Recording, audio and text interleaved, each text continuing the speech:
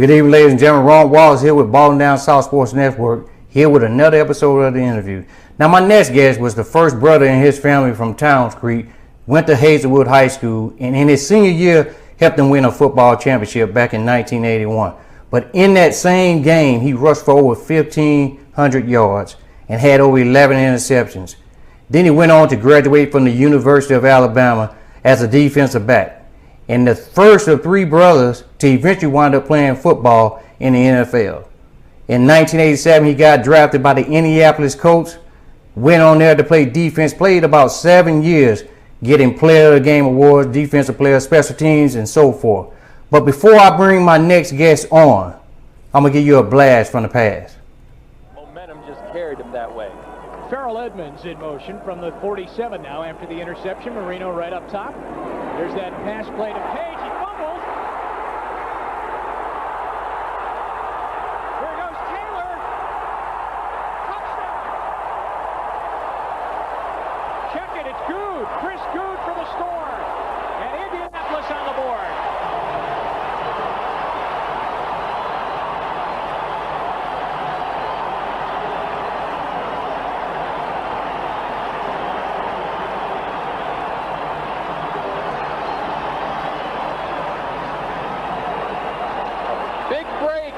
Created by the Colt defense, Chris Goode, who is starting today in place of the maligned cornerback, Alan.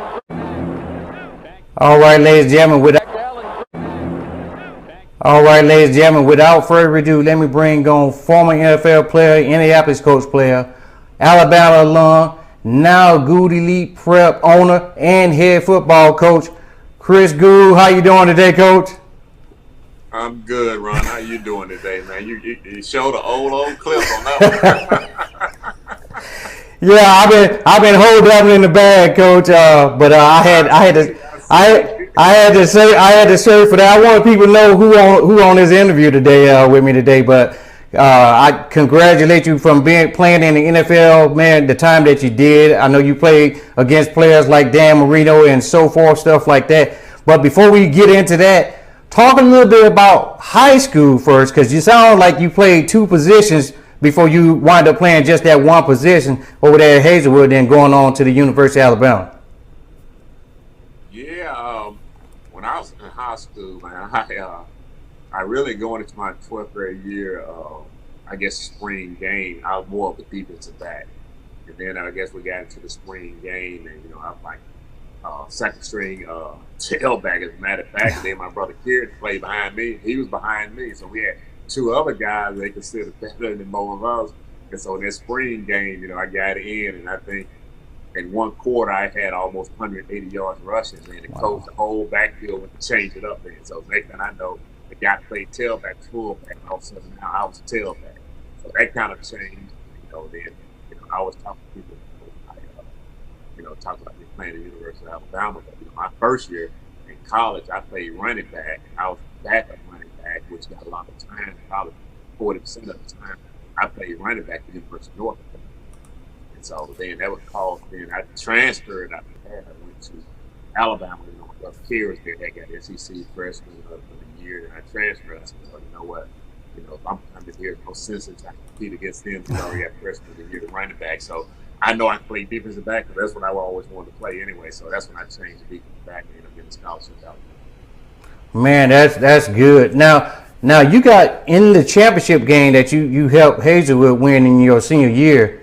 You had over 1,500 yards running, 11 interceptions. That's like unheard of nowadays. Yeah, well, they put it in. I guess they marked it wrong. That was for the whole season. That wasn't one game. That's what I said. I said, hey, that's one season, one season. But the funny thing about that season, we had probably. You there, Coach? Yeah, there. I got you, Coach. Sorry about that. Yeah. Don't worry about it. And that season, what was so funny about it, we probably had about six guys that was in the 1,000-yard rushing category. I owned the quarterback, but we had 4 running backs also, 4 or 5 running backs, right around that 1,000. So we was developing running attack. played people, and that's all we did. We would switch 2, 3 running backs in a game and just run the ball right down the throat. That was the whole season. I just leading rushers. I think that year my brother here, 1,200. We had a fullback had about 1,100. Another guy had about right at 1,000 something, and someone had about 900. So it was a lot of yards rushing. Man, that sounds like the University of Alabama right now with head coach Nick Saban and his staff. But okay, going on now to 1987, you graduated college. It's time to go to the next level. How did you wound up with the Indianapolis Colts? Well, funny thing is always, I just talk to people. They always like, yeah, I remember you playing in Alabama, and I always laugh at them. I'm like, yeah, I was coming in to play a lot in my senior year, but I only started one game the whole time out there. A lot of people, don't realize it, and then some that know it, they like, yeah, the whole time he was there. I started one game, but I would come in by third series and play a lot. And so, fortunately, I did well enough when the NFL scouts came down to, look at times and look at everybody run, and I got invited to the NFL combine. When I went there, I ran a real good time, and fortunately, I got drafted. So, which was, that's all. That first time I said, all I need to do is get to the combine. When I got there, I ran a good time, good 40 times, good vertical, good everything. So that's what helped me get there. Now, Coach, did they? I know they knew you played running back, but did they wanted to draft you at defensive back, or was that your choice? Now you talking about the NFL? Yes, sir. Now, at Alabama, that's what I played, running back. I'm not running back, defensive back. I'm sorry. My brother Kerry was the running back. I was defensive back at Alabama. When I was at the University of North Alabama, I was tailback. Now I went to Alabama, and for my 2-3 years there, I played DB, defensive back, cornerback.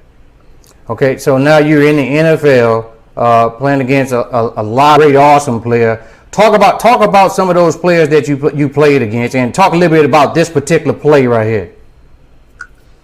Man, and this particular play right here, man, it was just one of those things where I seen a big running back catching the ball, and I'm saying to myself, I hope somebody get him down because I don't want to tackle him. The next thing I know, the ball jumped out, and my eyes got big. First thing I say, oh, this is touchdown here. So, that's I probably had a couple of, I think during my career, maybe 3 or 4 returns for a touchdown on interception. I think it was 2, probably no more than 2 that was for a fumble return. So, and one of the things that got me when I first got into the NFL was just seeing some of the guys from, once you get into the NFL, that once you were in high school that you've seen playing in the NFL. Like my 10th, 11th grade year, had one of the guys my first year when I got there, when I got drafted, he was like walking pretty much with the side with Eric Dixon. And so when I first saw him, I was like, wow, man. I remember him at SMU and playing with the Rams at the time, and it was just amazing to see guys like that. Because I tell guys always, just think you can do 3-4 years in college, and you could be in the 9th or 10th grade, see guys playing in the NFL. So by the time you get your 3rd or 4th year, you're going to get drafted. You have guys that play 7 or 8 years. At the time when you were in high school, and now you're playing with them all of a sudden, and it happens all the time.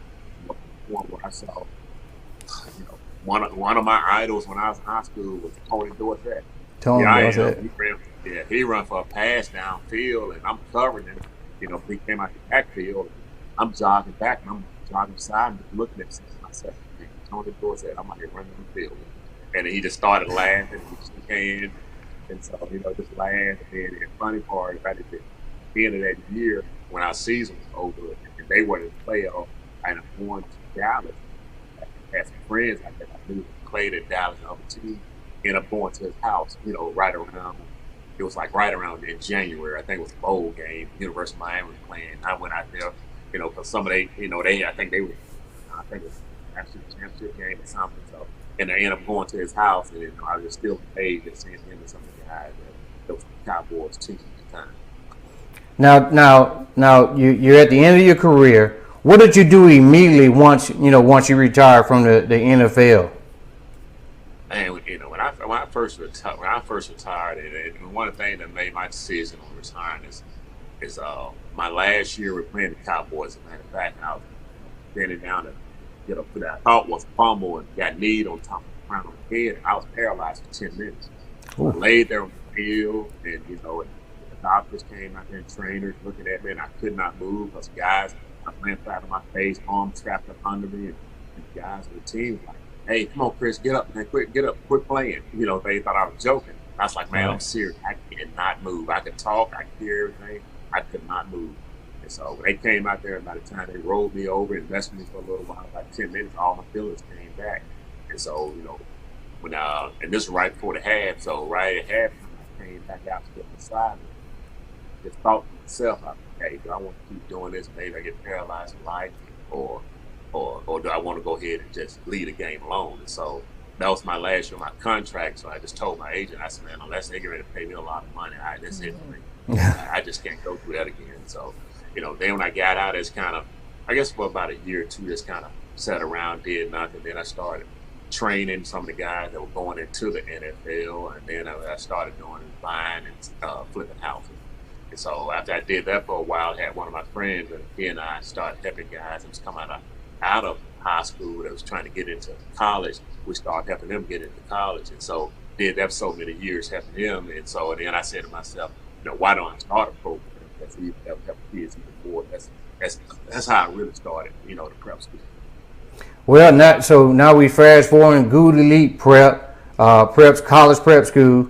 Talk about this upcoming season. You're in Orange Beach now, and of course we're partnering with you guys to broadcast your home games this year on the Ball Down South Sports Network. Talk about why did you come down in this area down here, and just talk about what you got going on and some of the people that's on your staff. Yeah, sure.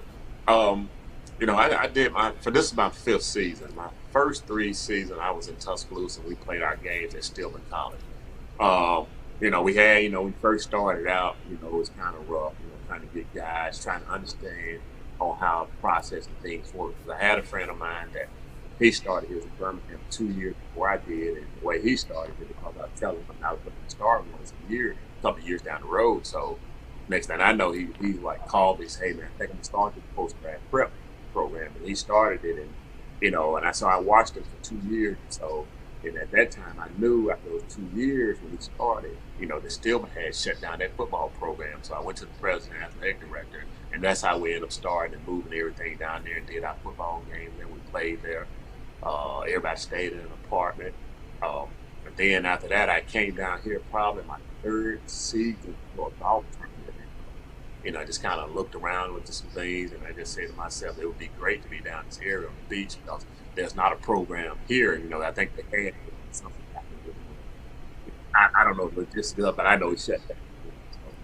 So he shut his program down. So once that happened a year later, I said, well, let me move it up there and make sure we do this the right way, like we've been doing the whole time. Because there's some good programs and bad programs. Some programs get you there and don't do the things they're supposed to do, and a lot of people thinking that just because you're in a prep program or post-grad that you're going to automatically get a scholarship, and it doesn't work that way. The thing is, we're here to help you get an opportunity to earn a scholarship. If you still come here, you don't do the things you're supposed to do in the classroom on the field, then it's not going to happen. Okay, go ahead, Coach. Sorry we had lost, but go ahead and finish what you were saying. Yeah, and so, like I said, one of the teams that were here, had some of the things they were doing that, it's caused them to shut down. And so, and all the kids, we get always tell them, we don't guarantee anything. You come to the program, all we do is try to help get you another opportunity. And we do have a lot of kids that we end up getting signed. We had one last year that was with us. We didn't play a season with Mississippi Valley. We had a kid that went to Clark University. We had one with Fort Valley, and we didn't play a season. Those kids signed. Then I had one signed with Boise State as well. Defensive back. He'll probably his freshman year he'll probably end up being a starter this year. And so he had let me know that, and he'll probably play his first game with ESPN. Playing against UCF. So he's very happy here in this moment. Wow. But and one of the things, like I said, we moved down here because one of the things is that I just know being down here close to the water and the beach and this area, it makes recruiting a lot easier, put it that way. So, because you got to think about it, you got families and kids come from all over the place, from up north, east, west, and if they're not from down in the region, like, New Orleans or Florida or something like that, then most of the kids' parents take a visit. They love it. So we have a pretty good relationship. With Orange Beach, the mayor and the city. They're doing a lot to support and help us. A lot of people here really love what we're doing because they know I'm really trying to help a lot of kids get to the next level.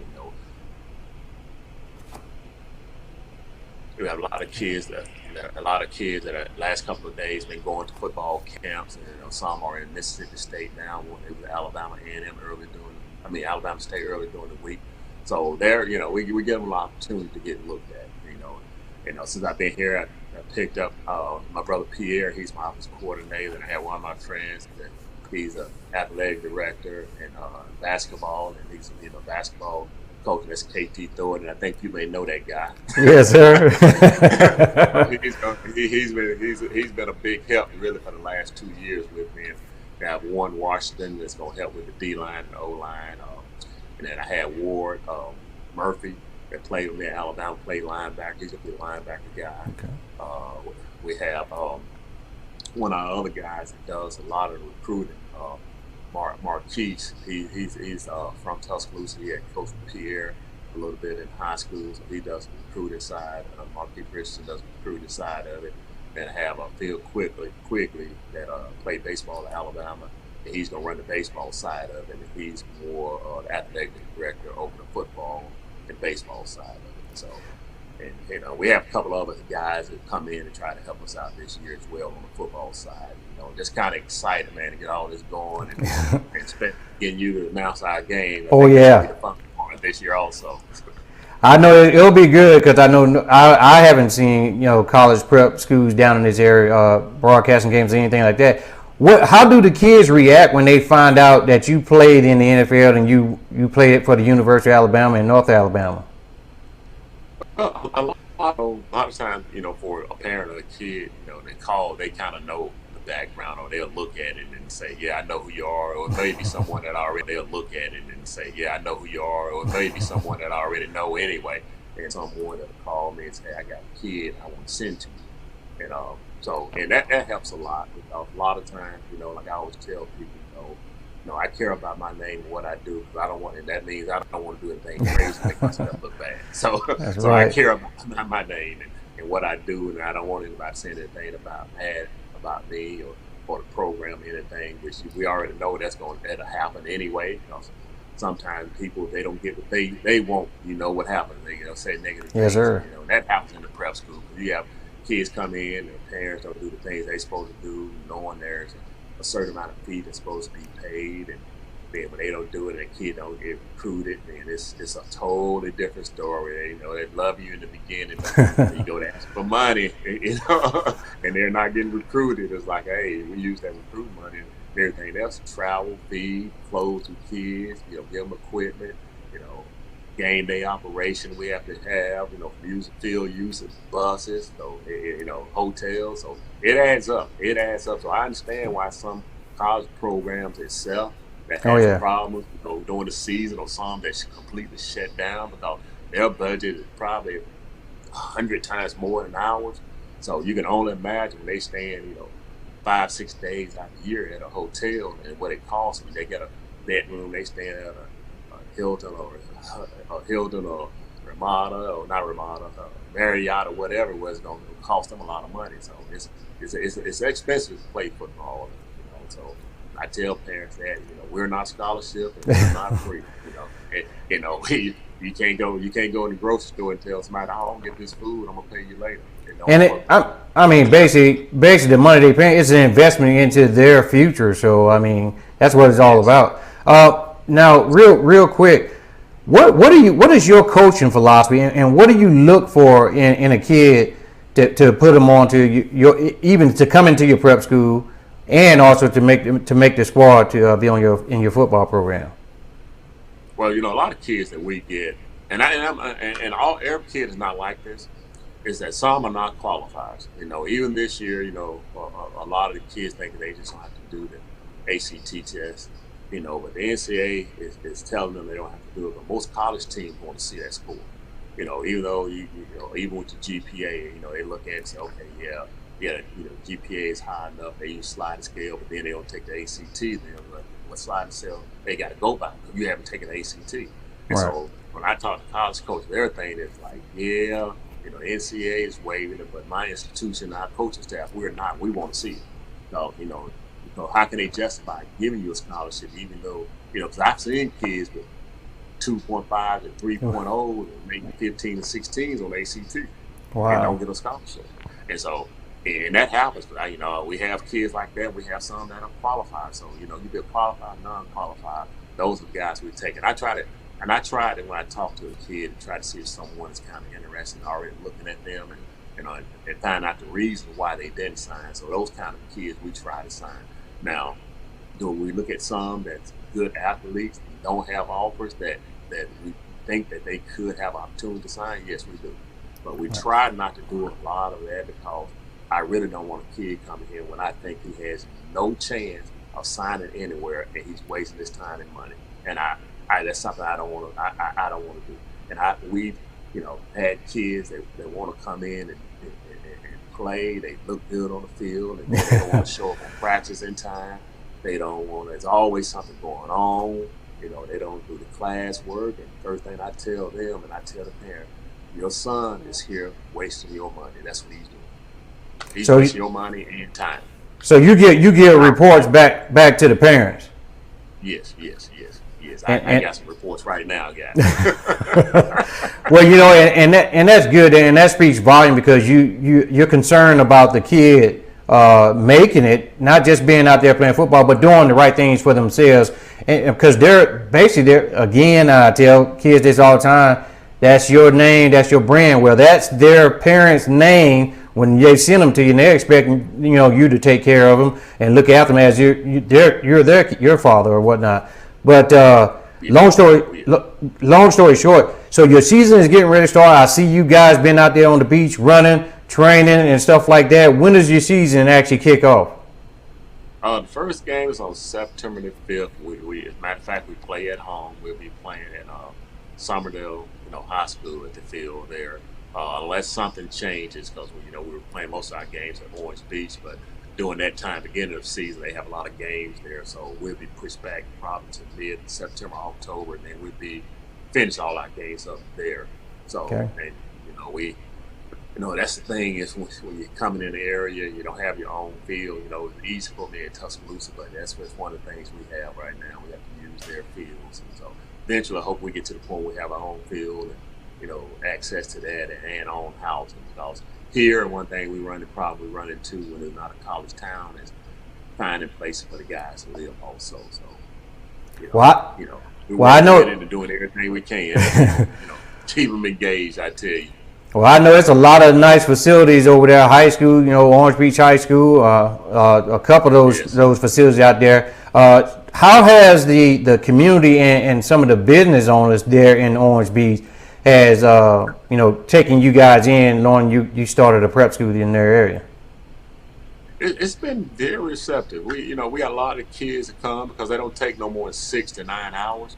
Because they take those 12 hours, they lose a year of eligibility, which means they still have those 5 years to play for. So the clock hasn't started unless they take 12 hours. So what we do is try to provide jobs for the guys, because if they're doing 6 or 9 hours, they may have one class a day, and we have enough time to practice, look at film, right. look weight, and they still can get, probably some days even 8 hours in. It just depends on the day of the week. But, a lot of businesses around here, and as just about anywhere, they trying to find workers. And so, like I say, dealing with the city here, especially in Orange Beach, and Coach Smith over there at Orange Beach High School, they love what we're doing and what we're doing. And, we do some things with Gulf Shores as well, but their school's a little bit bigger, but, so they have more field usage on their field, so we won't be able to use that this year. We do a little bit of running on the track on that little soccer field right now until they start building on another project they have on both sides of the field with a practice field we've been using. But it's been pretty helpful around here. A lot of people they love the concept of what we're doing and why and how we work helping kids. So I can say it's very helpful. I think I saw on Facebook. I saw the mayor of Orange Beach came out to one of the events. I think at one of the facilities that they own, you guys were using. Talk a little bit about how the mayor in Orange Beach is talking about Goode Elite Prep. Yes, Tony Cannon, he's been very good with us. We had a basketball camp. They let us use that facility they have over there at Orange Beach Sportsplex. They just built a new gym, so that's mostly where our kids be working out at, where we'll take them over there in that new facility, which is very, very nice. We get access to the gym when we have different camps. When I was at Alabama, I left, and there Tony Cannon, he was there in that athletic department where he worked with I think it was in strength and conditioning or on the medical side of it. He was with them. But he was around that time with my brother Clyde, which is he's about 4 or 5 years ago. Wow. Under me. So right when I left, he was there, and so he knows what we're doing, and he's helping us out a lot. And I tell you, he's been a big help. I can tell you that very big help. Orange Beach has really, really helped us out a lot. And I appreciate them so much. They're getting ready to build a new facility.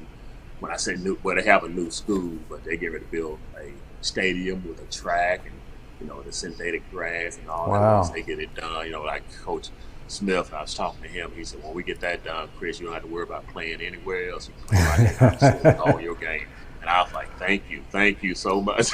Wow. So we don't have to look for a house, and it is nice. People in Orange Beach are so nice and receptive to it. So a lot of business owners I got to know pretty well. Especially over the Tacky Jack crew. I know them very well. They hired a lot of our kids. The owner. Yeah, we gotta give them to be a sponsor of the couple of these broadcasts we're gonna do. But I can't wait for the season to start.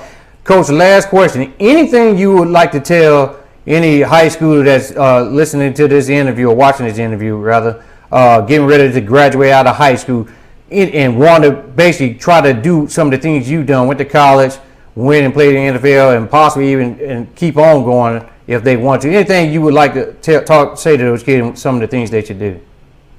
Yeah. One of the things I always talk with a lot of parents, kids, and even some of the high school coaches is that, any program you go to, even a post-grad, a JUCO, a 4-year school, the D1, there's always going to be some issues there with some of the schools, no matter what.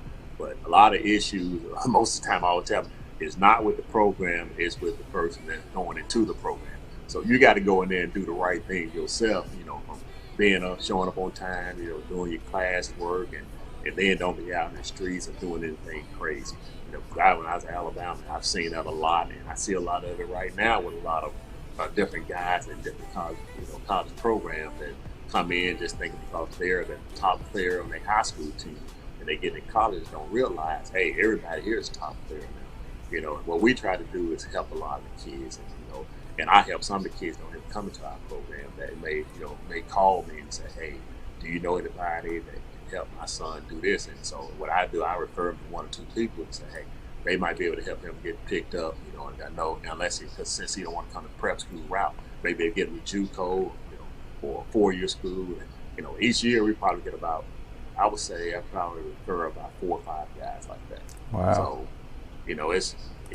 it's amazing because I always say, if I can't get you and then you want to try somewhere else, I have somebody I can send your way because, my thing is I just want to see the kids go somewhere because one thing about it, when you send someone there, you're helping other kids, first thing that parent will do is call you and say, hey, thank you so much. And I always say, hey, thank you to me. It's a lot better than even paying me money to do things. Because, that shows that someone appreciates what you're doing and how you're trying to help them. And that's just the way I always been. Always trying to help someone. So, and it always comes back, on me to the point where, I do one thing, it's like all of a sudden I get 5, 6 blessings. So I always been like that. All right, ladies and gentlemen, head football coach and owner of Goode Elite Prep, Chris Goode. Thank you for coming on the network today, Coach. Thank you.